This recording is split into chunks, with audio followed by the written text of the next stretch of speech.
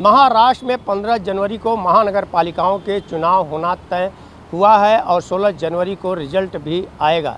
इसी कड़ी में ठाणे महानगर पालिका की अगर हम बात करें तो वहां पर शिवसेना एकनाथ शिंदे और भारतीय जनता पार्टी मिलकर के चुनाव लड़ रहे हैं। जहां पर चुनाव लड़े ही भारतीय जनता पार्टी और एकनाथ शिंदे पार्टी से करीब 7 उम्मीदवार जो है बिना चुनाव लड़े ही चुनाव जीत गए हैं।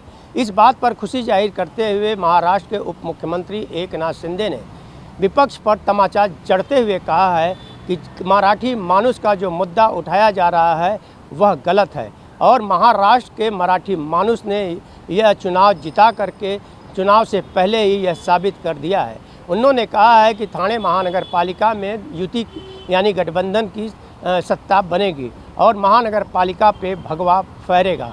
उन्होंने ये भी दावा किया है कि करीब 100 से अधिक कॉरपोरेटर जो है बड़े पैमाने पे यहाँ पर जीत के आएंगे।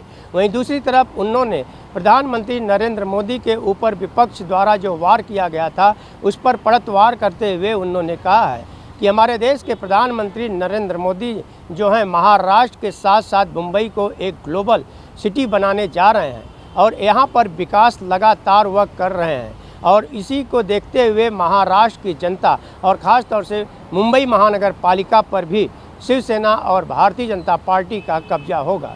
उन्होंने ये भी कहा है कि आने वाले समय में बड़े पैमाने पे मराठी मानुष जो हैं वह महाराष्ट्र में रोज़गार पाएंगे और शहर से बाहर नहीं जाएंगे। इसके लिए भी एक योजना तैयार की जा रही है। वहीं दूसरी तरफ मैं आपको बता दूं कि भारतीय जनता पार्टी और एकनाथ शिंदे का गठबंधन है महानगर पालिका चुनाव में और ख़ास तौर से मुंबई में भी।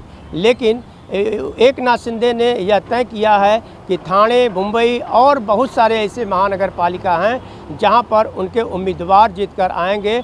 और ठाणे की बात उन्होंने करते हुए कहा है कि उनका काम बोला है और लाडली बहन योजना यानी कि 7 में से 6 महिलाएं जीत के आई हैं। उन्होंने कमाल किया है और उन्होंने यह भी जिक्र किया कि लाडली बहन योजना जो महाराष्ट्र सरकार की थी वह पिछले विधानसभा चुनाव में महाराष्ट्र में सरकार बनाई। अब महानगर पालिकाओं में भी लाडली बहन योजना काम आएगी और बड़े पैमाने पे महायुति जो है जीत करके सत्ता पर काबिज होगी।